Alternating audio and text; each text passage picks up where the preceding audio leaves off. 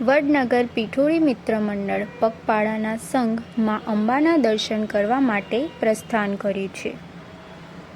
વડનગર ખાતે પીઠોળી મિત્ર મંડળ પગપાળા સંઘ દર વર્ષની જેમ આ વર્ષ પણ પગપાળા સંઘ અંબાજી જવા માટે પ્રસ્થાન કર્યું છે. તો આ પગપાળા સંઘને 48 વર્ષથી કે એક ધારું પગપાળા સંઘ માં અંબાના દર્શન કરવા જાય છે. દર વર્ષની જેમ આ વર્ષ પણ પગપાળા સંઘ વડનગરથી અંબાજી જવા માટે પ્રસ્થાન કર્યું છે. તેમાં માં અંબાની આરાધના ઉપાસના મંત્ર જાપ કરતાં કરતાં અંબાજીમાં ભાદરવા સુદ 13ના દિવસે પહોંચશે અને 14ના દિવસે ધજા ચડાવીને પરત ફરે છે.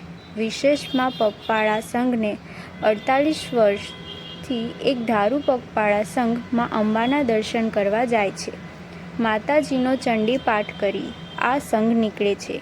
તેમાં 160 જેટલા શ્રદ્ધાળુ લોકો આ પગપાળા સંઘમાં જોડાય છે અને માતાજીને અંતર્મનથી પ્રાર્થના કરતા હોય છે કે આ પીઠોળી મિત્ર મંડળ પગપાળા સંઘ આરોગ્ય તંદુરસ્ત રાખીને માં અંબાના દર્શન કરીને આવે તેવી પ્રાર્થના કરવામાં આવે છે.